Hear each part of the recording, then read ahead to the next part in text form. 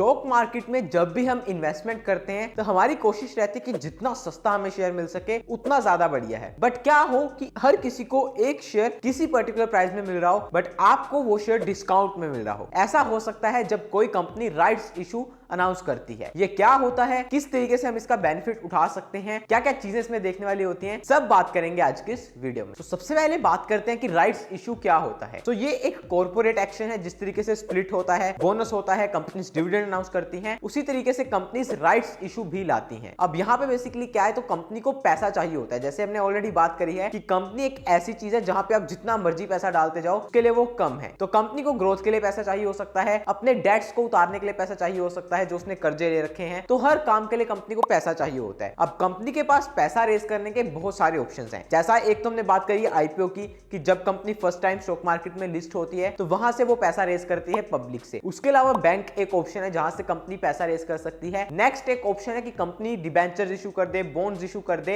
And उससे पैसा raise कर ले। इसी तरीके से कंपनी के पास एक और ऑप्शन है कि कंपनी राइट्स इशू ले आए एंड उसके थ्रू कंपनी पैसा रेज कर ले। इसको आप सिंपल भाषा में समझो तो आप इसको सेकंड आईपीओ भी समझ सकते हो कि कंपनी ने एक बार आईपीओ ला दिया, उसके बाद कंपनी लिस्ट हो गई। अब उसके बाद कंपनी को अगर और ज्यादा पैसा चाहिए तो वो राइट्स इशू ला सकती है जिसमें उसको और ज्यादा पैसा मिल जाता है एंड वो अपने थोड़े से और ज्यादा शेयर्स मार्केट में इशू कर देती है। थोड़ा सा और आसानी से समझते हैं। सो बेसिकली राइट्स इशू को हम जो है ना डिवाइड करते हैं। इसमें दो वर्ड्स हैं, एक तो है राइट्स और एक है इशू। इशू का तो मतलब हो गया कि कंपनी शेयर्स इशू कर रही है, बट राइट्स जो वर्ड है वो यहाँ पे बहुत ही ट्रिकी है। तो यहाँ पे जो भी शेयर्स इशू करती है कंपनी वो एग्जिस्टिंग शेयर होल्डर्स को करती है। राइट्स का मतलब क्या होता है, बेसिकली अधिकार। तो अब समझ लीजिए कंपनी एक बार आईपीओ लेकर आई थी और मैंने कंपनी में इन्वेस्टमेंट करी। अब मैं उसका शेयर होल्डर हूं, मेरे को कंपनी पे काफी ज्यादा ट्रस्ट है, मेरे को लगता है कि ये कंपनी बहुत बढ़िया करेगी। अब कंपनी भी अपने शेयर होल्डर्स की रिस्पेक्ट करती है, इसीलिए वो उनको डिविडेंड्स देती है, टाइम टू टाइम उनको इंफॉर्मेशन देती है कि यस हमारी कंपनी कैसा कर रही है। बिकॉज आफ्टर ऑल जो कंपनी बनती है वो शेयर होल्डर्स के कारण ही बनती है, उन्हीं के थ्रू उनको कैपिटल मिली होती है एंड एक बहुत ही इंपॉर्टेंट पार्ट होते हैं शेयर होल्डर्स। अब यहाँ पे जब कंपनी को नया पैसा चाहिए, एक एडिशनल कैपिटल चाहिए, तो कंपनी क्या करती है, वो कहती है कि यार देखो मैं नए लोगों के पास जाऊं, उससे अच्छा क्या है कि मेरे जो एग्जिस्टिंग शेयर होल्डर्स हैं मैं उन्हीं के पास जाती हूं एंड उन्हीं से मैं मांगती हूं पैसा। अगर वो देंगे तो ठीक है, नहीं तो मैं नए इन्वेस्टर्स के पास जाऊंगी। इसे कहते हैं राइट्स इशू, कि जो एग्जिस्टिंग शेयर होल्डर्स हैं उनका अधिकार है, उनका पहला राइट है कि अगर कंपनी नया पैसा रेज कर रही है तो वो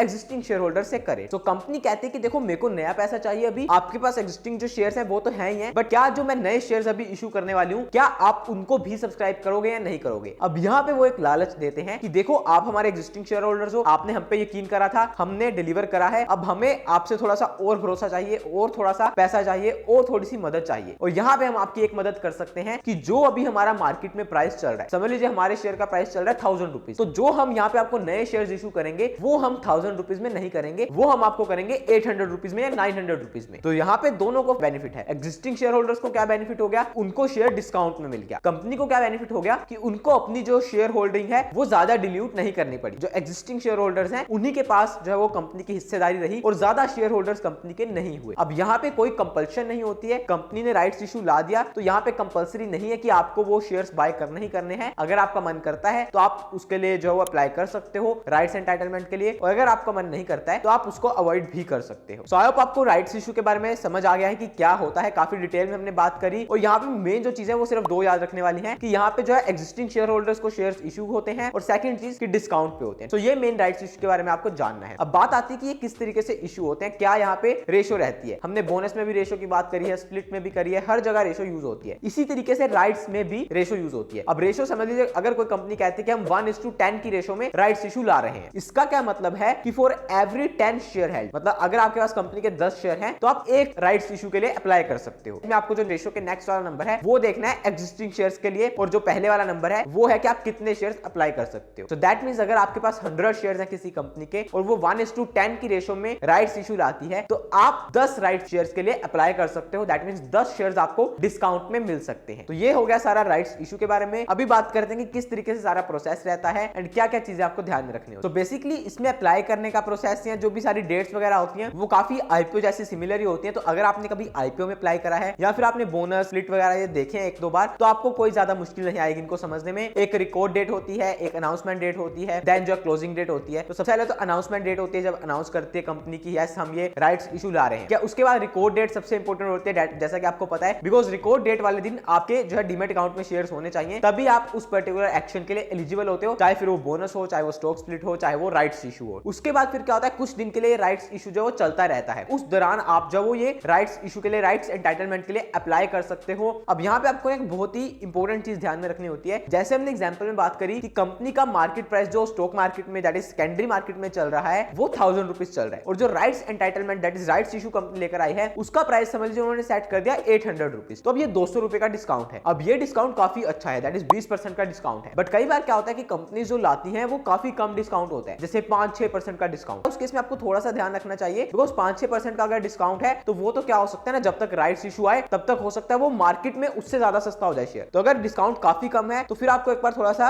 रिकंसिडर करना चाहिए। बट अगर ज्यादा डिस्काउंट मिल रहा है तो आप जरूर से एक बार उसको देख सकते हो। बट यहाँ पे साथ में एक कंडीशन आ जाती है कि आपको ये नहीं देखना कि हाँ अगर कंपनी राइट्स इशू ला रही है तो बहुत बढ़िया है, हमें तो डिस्काउंट में मिल रहा है तो हम तो जरूर से बाय करेंगे। डिपेंड करता है कि कंपनी का फंडामेंटल व्यू क्या है, कंपनी फंडामेंटली अच्छी है या नहीं है। अगर तो देखो कंपनी फंडामेंटली अच्छी है और कंपनी राइट्स इशू ला रही है तो लॉन्ग टर्म में आपको जनरली बेनिफिट हो जाता है। बट अगर कंपनी फंडामेंटली ही बुरी है तो फिर तो देखो नुकसान होने वाला है आपको। फिर चाहे आप उसका शेयर 20% डिस्काउंट में भी बाय कर लो, वो वहां से भी 50% गिर जाएगा। इसलिए आपको क्वालिटी के साथ कभी कॉम्प्रोमाइज नहीं करना है कि हाँ राइट्स इशू आ रहा है मतलब ये तो कंपनी बहुत बढ़िया होगी, सब कुछ होगा, ऐसा नहीं है। राइट्स इशू कंपनी ला रही है तो भी वो खराब हो सकता है लॉन्गर रन में। बस आपको ध्यान रखना है उसके फंडामेंटल्स के ऊपर, और अगर आपको उसके फंडामेंटल्स पे यकीन है, कंपनी अच्छा कर रही है, तो डेफिनेटली आपको बेनिफिट होगा। कुछ रीसेंट एग्जांपल्स अगर आप देखोगे तो भारतीय एयरटेल जो है वो राइट्स इशू लेकर आई थी, उसका राइट्स इशू अभी तक सक्सेसफुल रहा। रिलायंस जो है वो राइट्स इशू लेकर आई थी आई गेस 2020 में, उसका राइट्स इशू सक्सेसफुल रहा। तो इस तरीके से जो फंडामेंटली साउंड कंपनी है उसका राइट्स इशू अगर आप सब्सक्राइब करते हो, अप्लाई करते हो, तो आपको बेनिफिट हो सकता है। बट अगर कंपनी फंडामेंटली ही बुरी है तो फिर भाई आप जो मर्जी कर लो, आपको नुकसान हो जाएगा। तो ये हमने सारी बात कर ली है राइट्स इशू के थ्योरेटिकली। बट अभी हम एक बार प्रैक्टिकल एग्जांपल देख लेते हैं एक स्टॉक की जो कि अभी राइट्स इशू लेकर आया हुआ है, एंड किस तरीके से सारी चीजें हैं जो हमने अभी थ्योरी बात करी है वो प्रैक्टिकली कैसे वर्क करती है, एक बार वो देख लेते हैं, सो दैट आपको और अच्छे से क्लैरिटी हो जाए। सो अभी जो हम स्टॉक देखने वाले हैं वो है सुज़लोन एनर्जी। अब ये काफी न्यूज में था स्टॉक की, हाँ इसका राइट्स इशू आ रहा है, एंड बहुत सारे लोग इसमें एक्चुअली बहुत टाइम से फंसे हुए हैं, बिकॉज ये 2007-8 की जो बुल मार्केट थी उसके लाइक हीरो स्टॉक्स थे, एंड अभी लोग बहुत सारे इसमें फंसे हुए हैं। तो इसलिए लोग इसमें इंटरेस्टेड रहते हैं कि इसमें कोई न्यूज आए, कुछ हो, और इसलिए मैंने जानबूझ के स्टॉक की एग्जांपल लिए सो दैट आपको सीखने को मिले कि हाँ हर कॉर्पोरेट एक्शन अच्छा नहीं होता है कि हाँ कोई कंपनी बोनस दे रही है, स्टॉक स्प्लिट आ गया या राइट्स इशू आ गया तो वो आपके लिए अच्छा ही अच्छा है, आपको बाकी चीजें भी देखनी पड़ती हैं।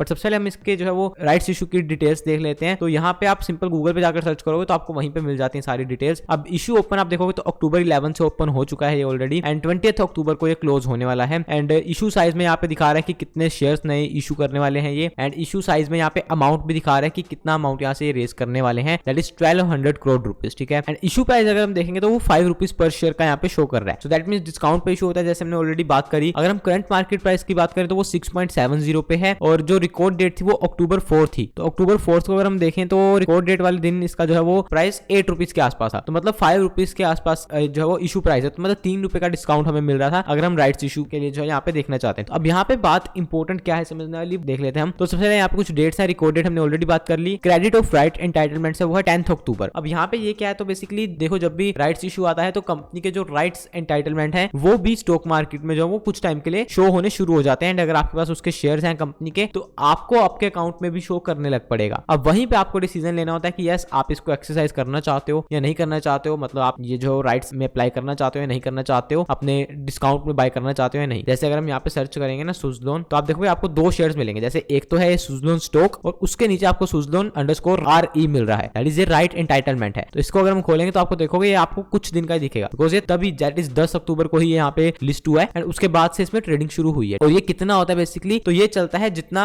लाइक डिस्काउंट चल रहा हो। अगर ये लाइक 5 रुपीज का इशू प्राइस था और करंट मार्केट प्राइस जितना है तो उसके बीच का जो डिफरेंस है उतने पे राइट एंटाइटलमेंट चलता है, तो आप इसमें जो बाइंग और सेलिंग कर सकते हो। उसके बाद यहाँ पे जो है वो क्लोज डेट आ रही है, दैट इज हमने बात करी जैसे कि 20 अक्टूबर है। इस दौरान आप जो इसके अंदर जो कर सकते हो, एंड अगर आपको लगता है कि यस हमें जो है 5 रुपए में अगर हमें मिल रहा है तो काफी डिस्काउंट है, तो आप इसमें कर सकते हो। और अगर आपको लगता है कि नहीं आने वाले टाइम में तो ये सुज़लोन 2-3 रुपए का रहने वाला है, तो फिर आपको करने का कोई बेनिफिट नहीं है, बिकॉज फिर तो आपका और ज्यादा नुकसान होने वाला है। उसके बाद नीचे ऑब्जेक्ट लिखा होगा कि क्यों ये हम जो इशू कर रहे हैं, तो वो जनरली ज्यादातर ये रीपेमेंट ऑफ डेट ही होता है या फिर ग्रोथ और एक्सपेंशन होता है। तो यहाँ पे आप देखोगे repayment of pre payment of a portion of certain outstanding borings, तो ये सर्टेन कुछ आउटस्टैंडिंग इनकी बोरोइंग्स हैं जिनको पे करने के लिए जो है राइट्स इशू ला रहे हैं। और उसका जनरल कॉर्पोरेट पर्पसेस, तो ये तो हर किसी में होता है। तो ये हो गया सारा सुजलोन के बारे में कि क्या है राइट्स इशू। तो यही डिटेल्स आपको हर राइट इशू में देखने को मिलेंगी एंड उससे आपको पता लग जाएगा। अब जो मैं इंपॉर्टेंट मेन आपको बात बता रहा था वो ये है कि आपको ये चीज जरूर से देखनी चाहिए कि वो स्टॉक कैसा है। ऐसा नहीं हो कि हाँ कोई भी कंपनी का राइट इशू आ रहा है और आप उसमें अप्लाई करते जाओ। अब जैसे हम इसका अगर वीकली चार्ट देखेंगे, टेक्निकली हम देख रहे हैं, फंडामेंटली तो देखो इस कंपनी पे बहुत सारा डेट है, बहुत सारी चीजें, बट जब हम इसका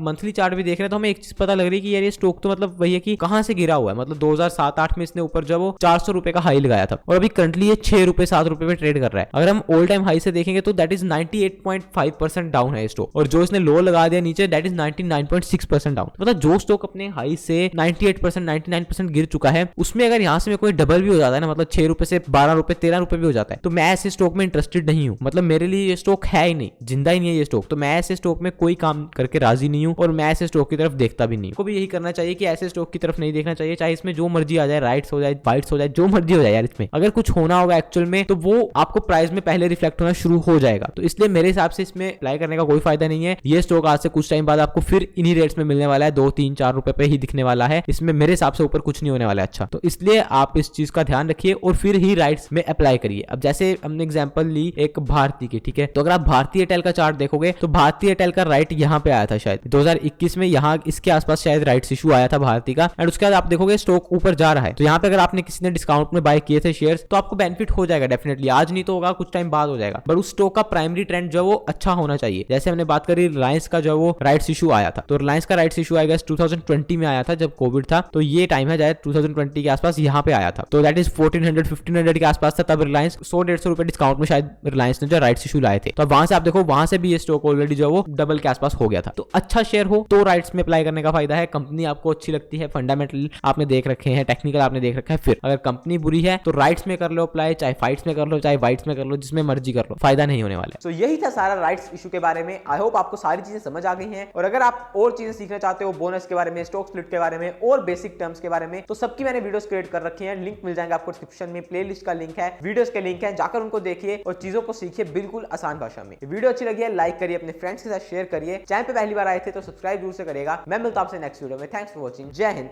वंदे मातरम।